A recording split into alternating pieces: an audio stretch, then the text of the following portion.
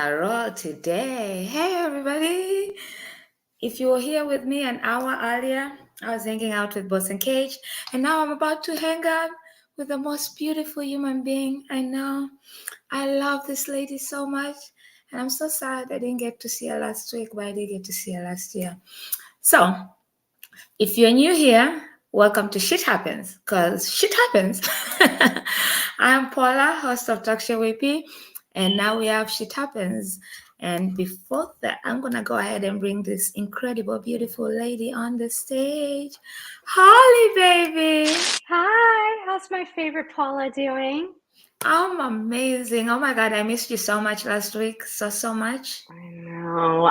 Podfest is like our little jewel, our little community, and I'm sorry I missed you on the stage, but I heard you crushed it.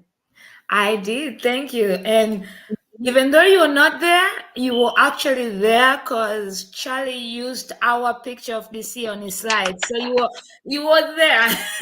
Oh, I love Charlie. Charlie from Podville. We all Yeah. met in DC, right, for lunch. That was so good. Yeah. And it's funny because it was like, you know how this community is more than because look at what we do even beyond the community. I was like, oh my God, yes, take me back. It's So how have true. you been, Holly? Yeah, I've been okay.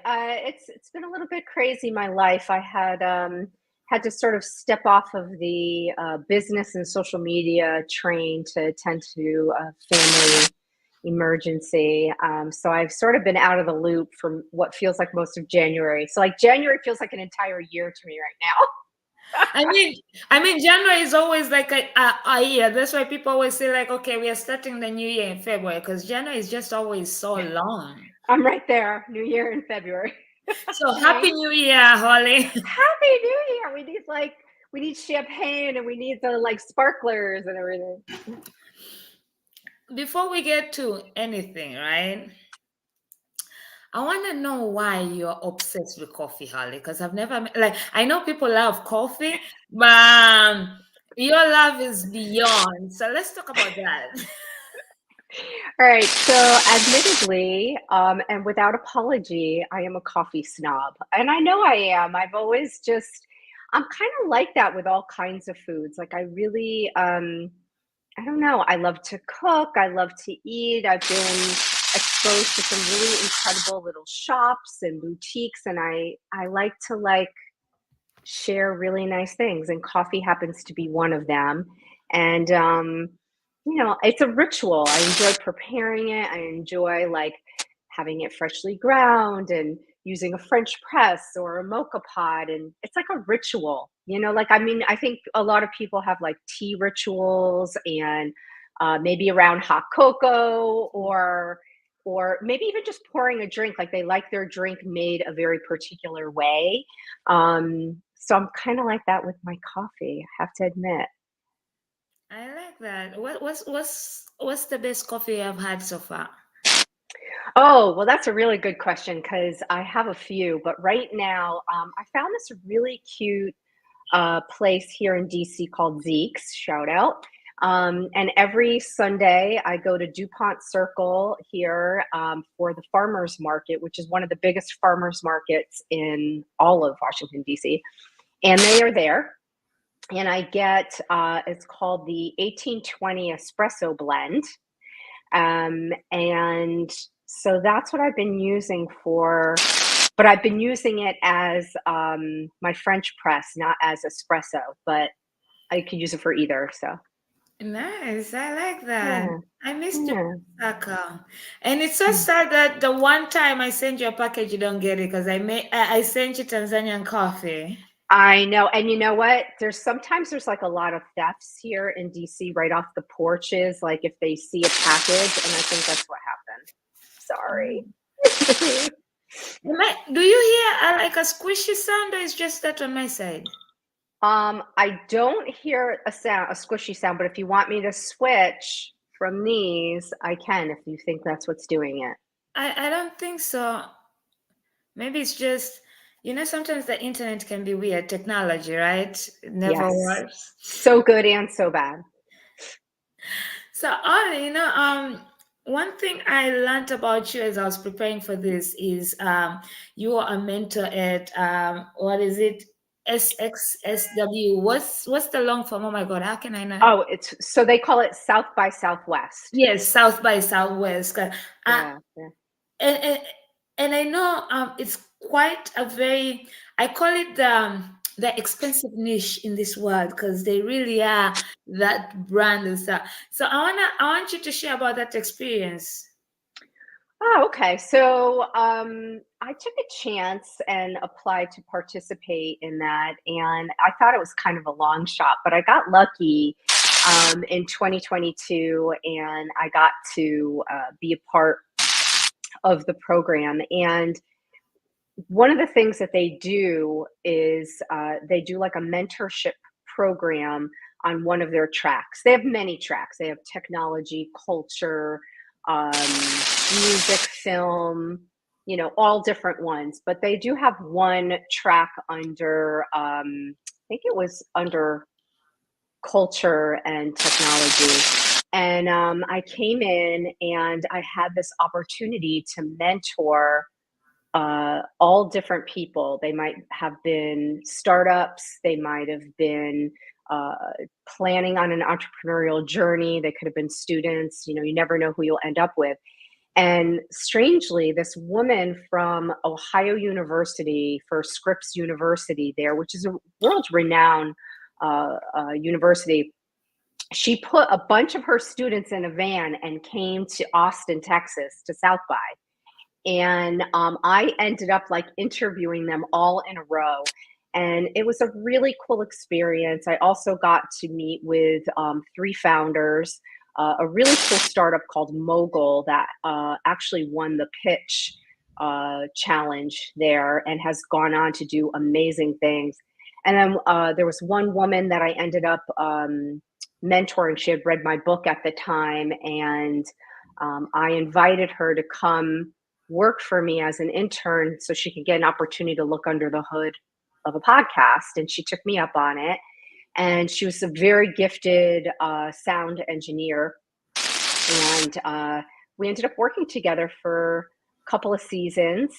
And she's gone on to greater things. She's gone on to work with NPR. So I felt like maybe I had like this itsy teensy little part in, maybe helping her round out a few skills that she wanted.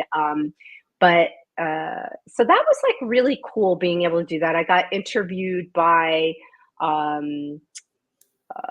couple different places, an Asian channel, which I think is featured on my website. And I got interviewed by an app called, two apps. One was called Ibble, where I met our friend, Johnny, and he interviewed me. And then I'm embarrassed to say I forgot the name of the other app. I'm not even sure. I think they were trying to compete with like a Clubhouse or something. I can't remember the name. Sorry to say. It was 2 years ago, but I applied again. And so I will be back in March doing my thing. I mean, that's impressive. So that's how you met Johnny? Look at how all these connections end up coming from. Mm-hmm. And Yeah, yeah. building into, and I like what you said about internships, because I feel like most people, when you offer them internships, they feel like, oh, I'm doing all this work for, I'm not getting paid, but they forget how much you get from that, being mentored, like being in an intern in there doing that with people, how much it's better than even being getting a job that's paying you, because when you get a job, or you're being paid for a job, you just do the job. But when you're being an intern, you get to learn all the different sectors, and I feel like people are sleeping on that. And it's funny because the guy who was here an hour ago, was engaged. I'm internshiping with him on his internet radio program. He started an intern program, and I consider him my mentor. So I figured, you are a mentor. You have mentored people who have gone to do amazing things. I wanted us to talk about that mentorship and how it's important in community, in society, in your growth of whatever you're doing, to have a mentor, Great. be a mentor to somebody. So, Mm-hmm. did you ever have mentors, or how did you get into that? I did have mentors along the way throughout my my life. I'm not sure that it was something that was, I'm not even sure it really kind of had a name when I was like growing up and going through the business world. I'm not sure that we really identified it as that. You know, I'm a big believer in it. I'm also a big believer in being paid. You know, like I think mentorship is important, but I think women often get pigeonholed into offering mentorship as opposed to being paid consultants. So I think it's really important to sort of have a line in the sand as to how much you do of each. Mhm. Um, and I will point out, I did take her on as an intern, the woman who did come to help me in the beginning, and helped to level her up. But as soon as she started helping with other seasons, I paid her the same amount that I was paying my original editor per episode, because she was still doing the work and it was hours out of her day that she could have been maybe taking a part-time job somewhere. So I did move it into a paid internship once I realized that she really wanted to learn more and that we were growing together. But I think mentorship is really important because I think it's important to share whatever information you have. It's not new.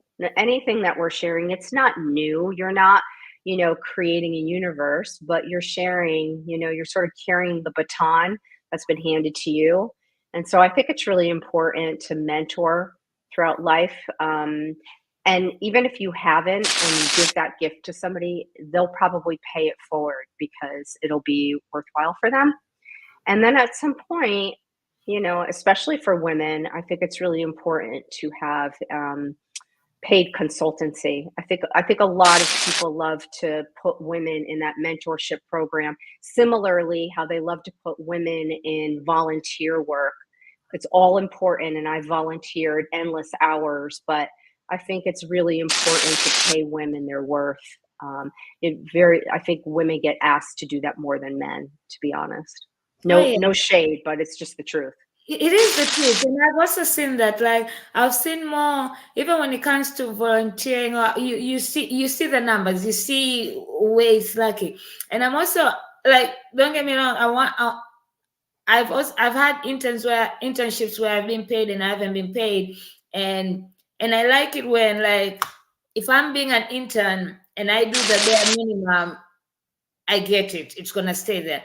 But if I'm being an intern and I'm proving myself, I'm really putting in the work, I'm showing up, I'm doing the extra, I really want to learn. I feel like it should evolve into something if you see that I am putting in the work, right? Like how you Mhm. turned it into, because she was putting in the work. But if she wasn't doing none of that, it would have stayed as an intern. Okay, your time is over. Thank you. But if you see that they're literally growing and they really want it as much as they're showing it, because sometimes people say, I want it so badly. But then when you look at what they're doing in this, I want it so badly, you don't see that I want it so badly in the actions. You only see it in the words, if that makes Yeah. sense. No, it makes perfect sense. And I think also you sort of need a little bit of time to get to know each other so that you can make sure they're not lazy or flaking out or disinterested. Sometimes people ask for things and they get it, and then they don't really show up for the game, if you will. So I think it is important to mentor. I think it's important to show up, and I think it's always important to have a bit of a trial period together as maybe an unpaid intern, and then to assess it. And that being said, I would also say to the person being mentored, that intern, use your voice. Like if you feel like after a period of time, you're bringing some worth to the table, that you are helping that person out as much as, it's reciprocal.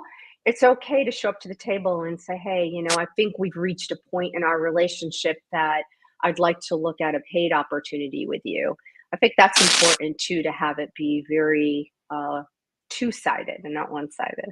And that's so true because, no offense, some people will keep you in the not paid for as long as they can, especially if you don't voice it. Some people Yeah. are just like that. Not everybody be like, "Oh my God, I see how much you're doing. Let's see where how further we can take it or anything." There are only few people who actually see that and do it, and that's why I like to be in places where I will do my part.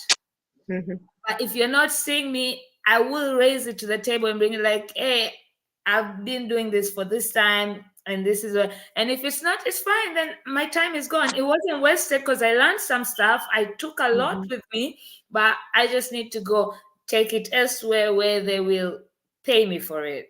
Yeah. No, I agree with you. I agree with you. So, yeah, I think both are really good. And when I was speaking at South by Southwest, I had the opportunity to create mentorship relationships with people, and consulting. A couple of them flipped over from, just our initial, date together to mentor in Austin, where they hired me to consult and help them build out their podcast. So that was a great opportunity, and I think it's all good. I think everybody at some point should mentor and probably consult. Yeah, because it builds relationships, and you never know where those relationships lead you or Yeah. take you. So, um, as we're talking about being paid, right? And we are women. For some reason, we are always scared of when it comes to asking for a raise or getting paid fairly, like raising our voices in those departments. For some reason, a man will walk up in there and be like, "I want a raise." And walk out, but we will overthink it. How to go about it? What can I do? Am I really worth Yeah. it? Am I asking too much? Am I asking too? Like it's always so. It's hard. What would you suggest for people who are like, as we're talking about like your mentoring, your internshiping, it gets to a point where you realize, oh my God, now I'm on this level where I need to be paid, or even just getting a raise. Like, how would you tell somebody to go about that? Because I know a lot of people have an issue with that. Yeah, it's a tough one. They say on the front side of that, when people apply for a job, women will make sure that they check all the boxes on the job description before they apply. And men don't do that. Even if they have, 25% of the skill sets being asked for, they apply. So there is a discrepancy in how our brains work in terms of what we are worthy of, for starters. Then on the flip side of it, once you have a job, I think women tend to be timid about asking for what they deserve. So I'll probably share a couple resources here. So I had the gift of being able to interview two very powerful women. One's named Shelley Vallis, and she is the founder of Female Quotient. And they are an organization that really helps women understand their worth, and they are backed by a lot of very powerful women, and they show up to all of the major events. I'm not sure that they have a podcast, but they're very active on LinkedIn and in those types of communities. And I believe they have a lot of tools to help women ask for what they deserve. She's pretty amazing woman. I did get to interview her about company culture at the beginning of my show. And then another person with another resource. Her name's Lindsay Kaplan, and she's the co-founder of Chief. And Chief is an organization. They started in New York, and now I think they're in San Francisco, Chicago, DC, Miami. I think they're all over now. And they're a big organization of women. And you have to be a certain level to get in, but they have a lot of resources to help them, break through that proverbial glass ceiling and lift each other up on the ladder kind of thing. So there's a couple of resources there that, maybe would help people to find some ways to use their voice. Sometimes you need that kind of mentorship. You need a couple resources that provide the tools that you need for your box. We do. And I feel like I've been in that place where now I'm very vocal. I mean, if you met me. But at one point in life, I was in that place where even when I know what my worth is, what I bring, because I really go into a job and I learn everything and I make sure I do that and bring amazing customers. So at some point I'm like, yo, I'm doing so much. I need a raise. But then at one point you're like, but I should feel lucky that I even have this job. And men don't think like that, No. And for some reason I don't know why we have that mentality, because I would sit with other women and I would be listening to them as to why they're not asking for raise, and they have the same, man, I'm just lucky I have a job. I'm just lucky they hired me. I'm just lucky I'm in this position. I'm That's just horrible lucky. though, right? It really is. It's It kind really of like, is. it's very unfair. I would probably say, when you deserve it, but show up with the goods. So what I would say is I would look at your original job description and I would check off all the things that you are living up to that job description, and maybe make a list of what you are doing over and above that, a list of your accomplishments. I increased sales by 25% in catering, or, whatever it was. Like, make a list. So that way, when you go to sit down and ask for that raise, you could say, I'm coming to you to ask for a raise for this reason. You hired me for this job, and I feel that I've done a phenomenal job of meeting all your expectations on that. But I also want to present to you that I've done this, and this as well in my time here. And I'd like to discuss a raise going into my next calendar year with you, or something like that. So, position it so that it's not at the wrong time. Like, if you're coming on like your 1-year anniversary or 2-year anniversary or whatever, come in so that you're armed with what you need to ask for that raise, and not just the conditional 4% or whatever the company deems appropriate, that you're coming for a raise that you feel merits more than the conditional raise for showing up. That I think you have to come armed with evidence. Yeah. And that's such a, for me, after listening to those women, I was like, oh my God. And then when I sit with the guys and I hear how they talk and I was like, yeah, this can be it. And it ended up being, we were at that time I was working retail at Home Goods, and we all had a base pay, and then every that 1-year anniversary they gave you that 1 cent, 2%, yeah. Probably some ridiculous amount. So, but because I made sure that I learned everything apart from just my job description, I made sure I became this undisposable. Like, even when this person is missing today or they called out, Paula can do that. Paula can do that. Paula can do that. So I used that as my weapon. I was like, so we're going to talk about a raise better than this. So I ended up, when some of my friends later on after I left, I told them how much exactly I was making for a person in in the position I was, like, because they wanted to promote me, but only with $1 extra with more work. I was like, I'm not doing that. Yeah. Because sometimes people think just having the title is fancy. Like, I want the money. You can keep the title. Like, I don't care about the title.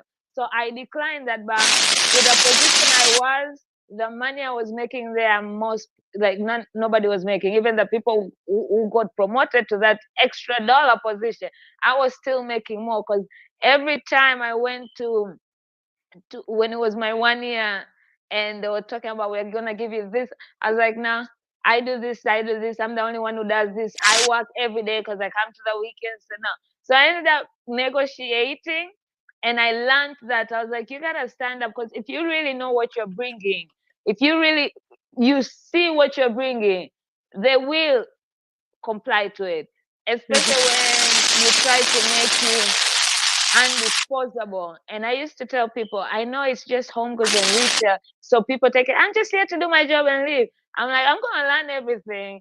I'm gonna take it as a normal job while I wait for the job I want, and show up as, even though I hate it, show up as I love it, do the damn thing, and make my value that more higher. I think it's amazing what you did. And I think what you did by sharing what your pay was when you exited with the people that were on the same level as you, I think that that was really huge that you did that, because I think we need more pay transparency so that people don't get taken advantage of, especially Oh women of yeah. color, Paula, Oh because yeah. the scale is even lower, right? Like, Oh yeah. and Oh I yeah. think it's you gave them a gift that most people don't do, that by sharing that. And I think showing up and asking for what you're worth is important.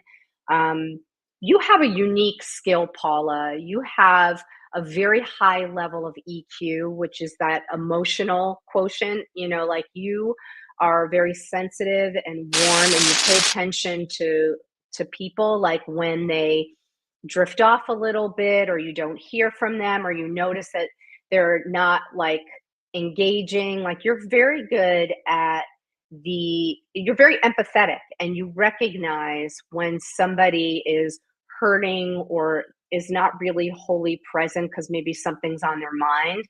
And that's a really valuable tool in business. And it's a bit of a lost art because a lot of people aren't comfortable talking to other people, and there's nothing wrong with that. There's a lot of introverted people that don't want to really engage. They don't want to do that customer service level, if you will. But for those who are comfortable with it, like you, and for somebody who has that sixth sense about people, like, you recognize when somebody needs like a little special attention, a little Paula love, like, hey, how's it going today? Or a little text, sending hearts. Like, that's your gift.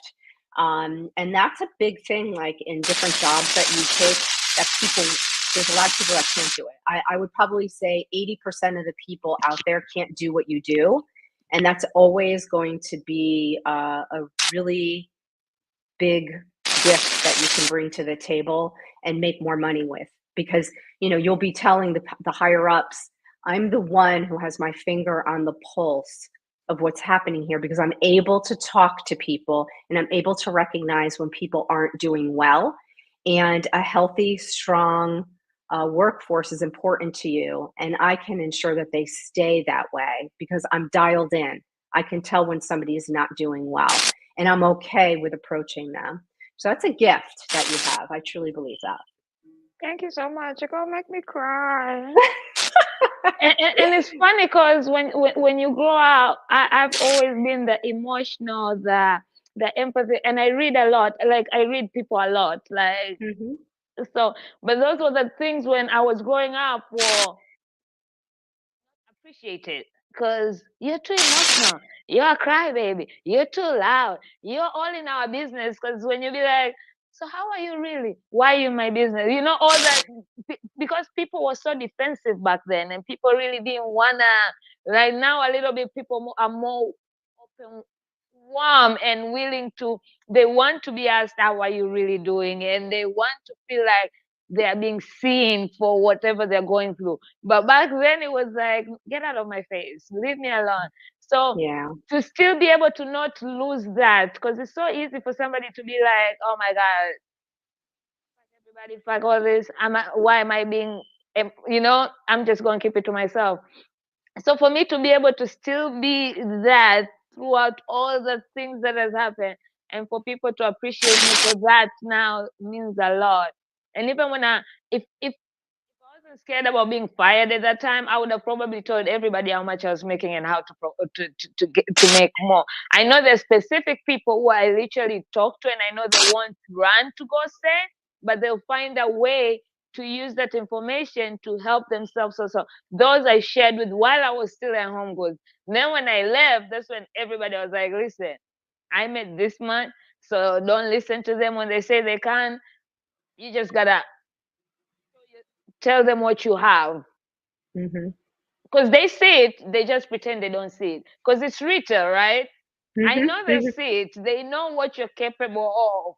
Because when people call out, when people do this, all that, they call you. You're the first person in their mind because they know they're just playing stupid, especially since you also don't know how to approach it.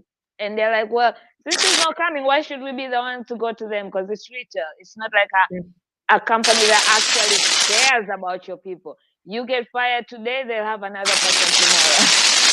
Well, it's interesting that you say that because it really degrades the company culture when you cycle through people repeatedly like that. And it costs a company a ton of money to onboard and then offboard people. It's really a shame because to pay somebody another $1 an hour or whatever it is, maybe even every 6 to 12 months, and to let them know that they're doing a good job and to give them little perks along the way. Not that perks are necessarily company culture, just because there's, kombucha and iced coffee in the fridge doesn't necessarily make you want to stay. But being recognized for those things, being recognized for your gifts and paying you a little bit more and keeping that trail of money coming in says, we like you, Paula, and we appreciate the work you're doing. And we are going to give you money to, we're putting on the bottom line. We're not just patting you on the back and saying thank you. We're saying, hey, here's some cash to put in your back pocket. That makes such a huge difference. And I don't know why there's such a disconnect in businesses that way. But there is.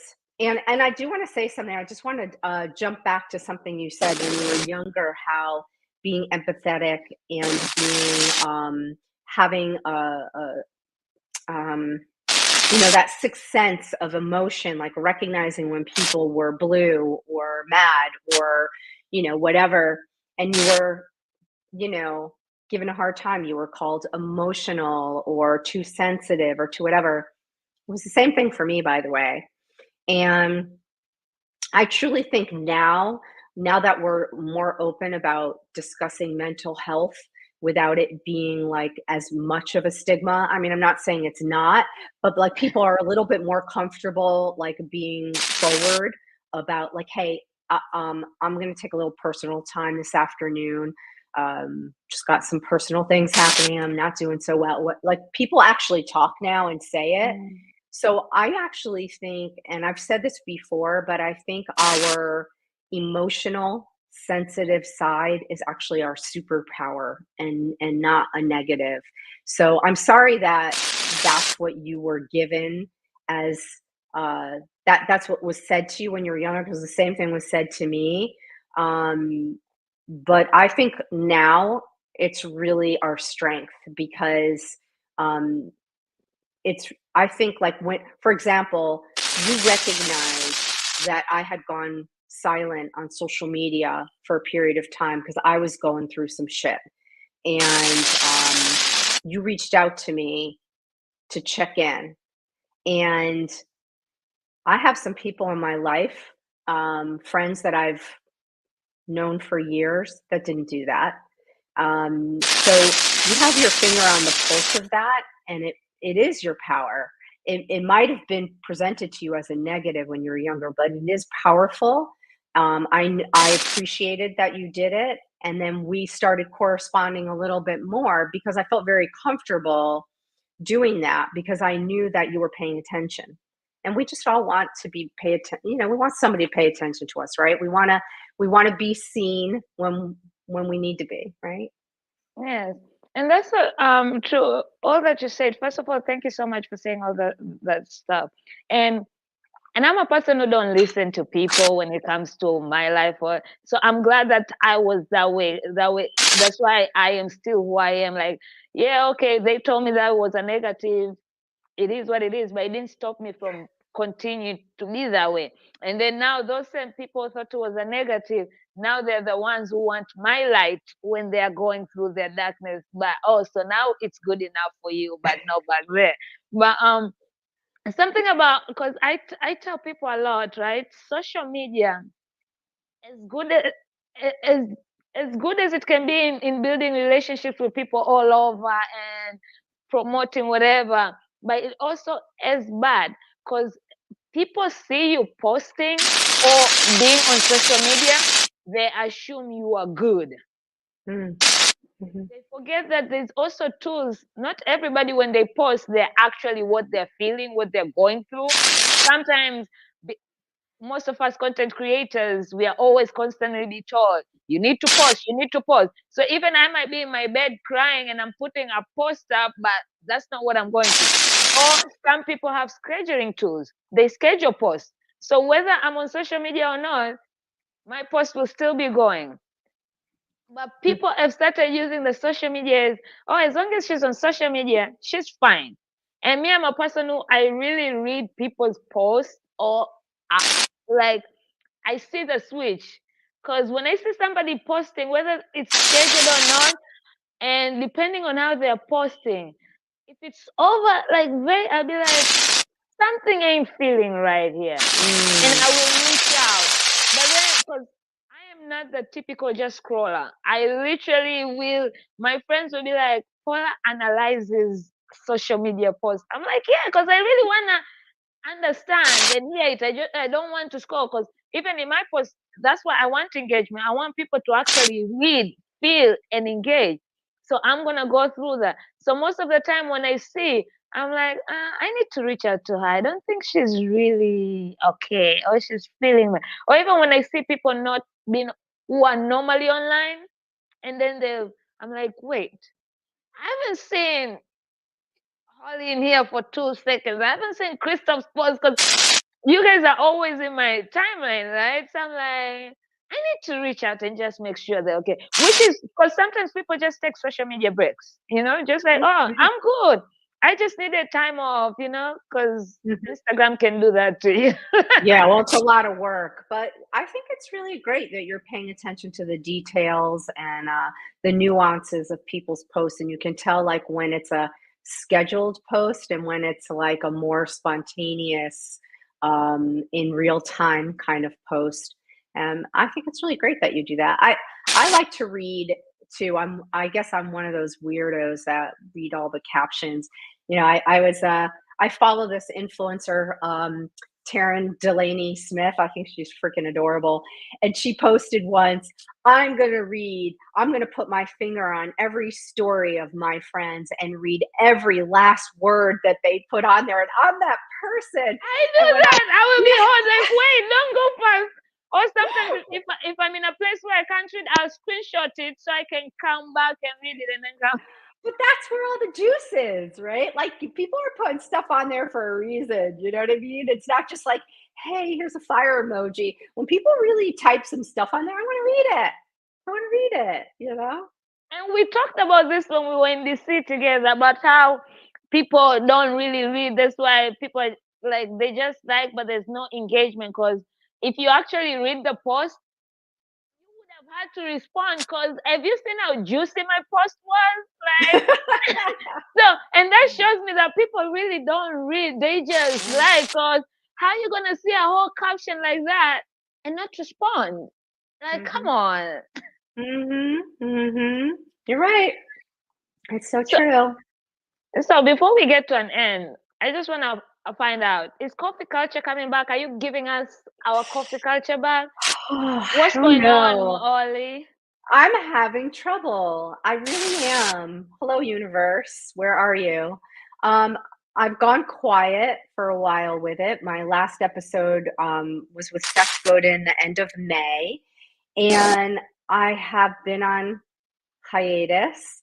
And I believe that stands for I hate this, because I have been waiting for the epiphany. I've been waiting for the universe to speak to me. I've been waiting for somebody to reach out and say, what about this? I hit a wall with it. I every season it kind of, the storyline shifted, and that really worked for me. I loved rebranding it from season to season. It worked for me. It's very much suits my personality. I'm a very impulsive, and I have a lot of things that interest me. So I have to keep shifting with the tide and with trend. And I have been unable to dream up a season 6 that I can wrap my heart around and be passionate about. And as we know, in the podcasting world, if you don't have passion, drive, interest, and heart in what it is you are talking about, it's pretty hard to carry your podcast and to show up and to interview people or moderate and create the content and edit it and upload it and share it. There's so many things you have to do with a podcast. It could end up being a full-time job if you allow it. And I have been stuck. Holly has been stuck, and I have just not found the answer yet. So I don't know if I have a season 6 in me, or if somebody sees something in me that I should be doing. Feel free to reach out. I don't know. That's why I had to ask you in here. You never know who will listen to this and be like, wait, I know how to get a group back. We're going to get Holly's podcasting group back.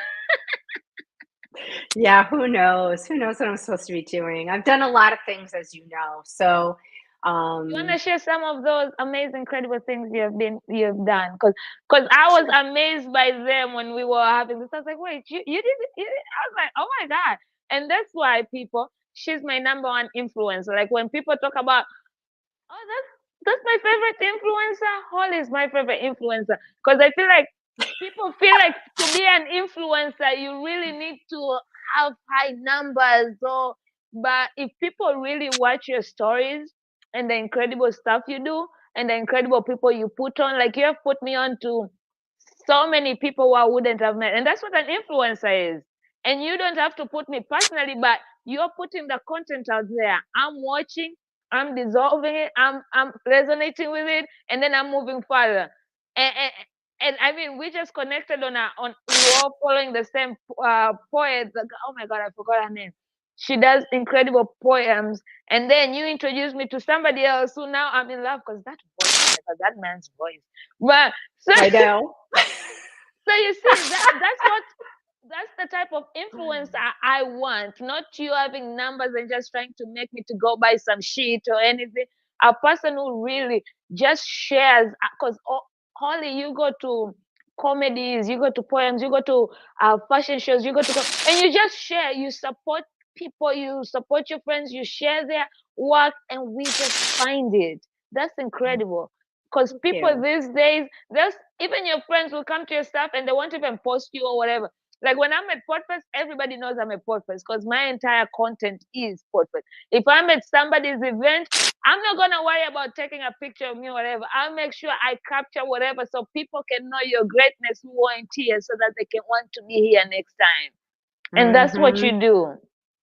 Thank you. Thank you. I'll have you know, I have toyed with the idea. I just haven't found the right thing yet. But when I was thinking about a season 6, I was kind of thinking like, what if I did something that was truly where culture shifts and where trends start and things that I see happening? Because I have like this weird thing where I will create something and like 6 months later, I'll watch it blow up. Like it's a weird thing that happens. It's happened throughout my careers.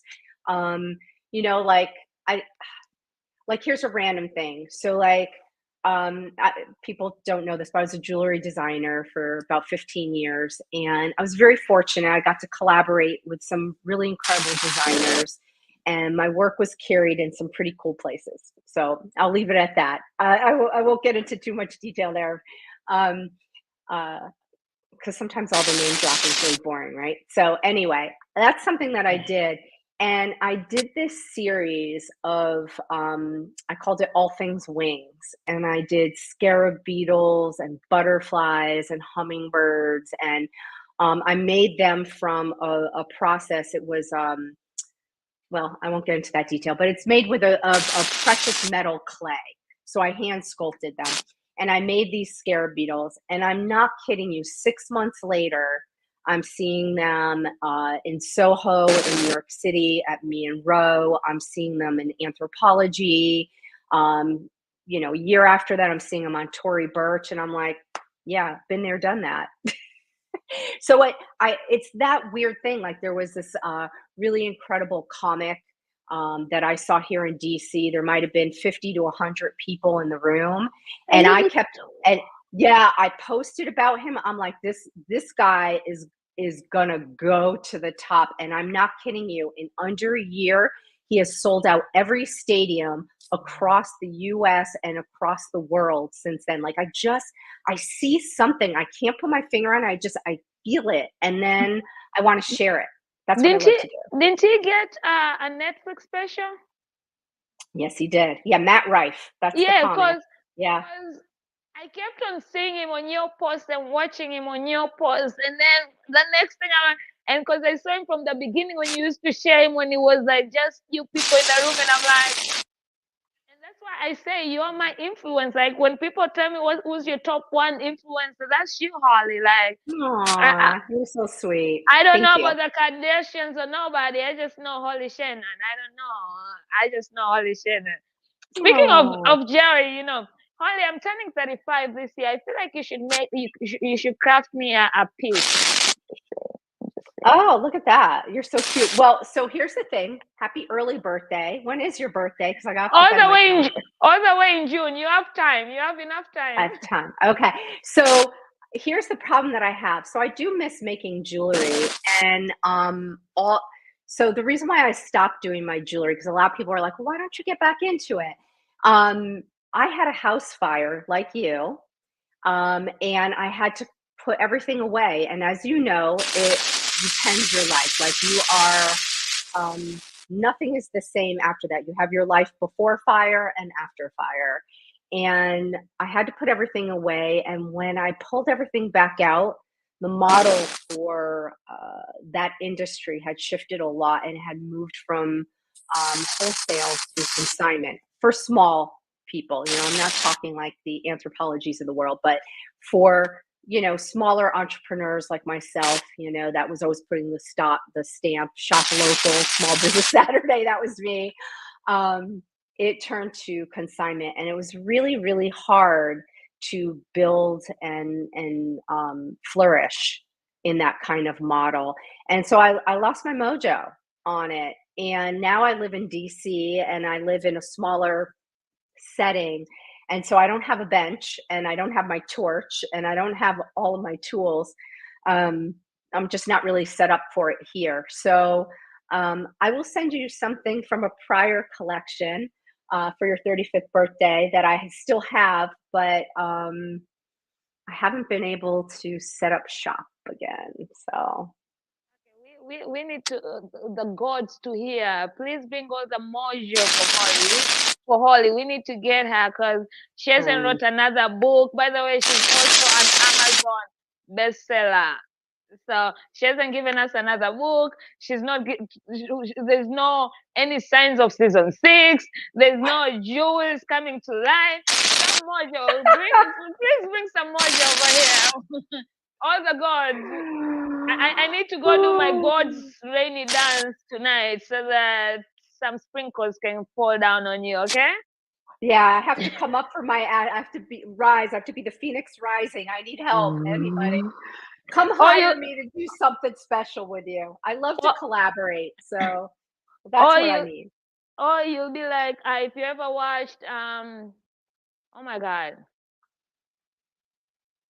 what was that show where everybody, Game of Thrones, when the dragons finally got out of there and flew and they blew out the smoke, that's how you're gonna rise. We're gonna have a GOT above my head, right? Like a little symbol. Come on, GOTs, where are you? It's the biggest audience. They'll find me.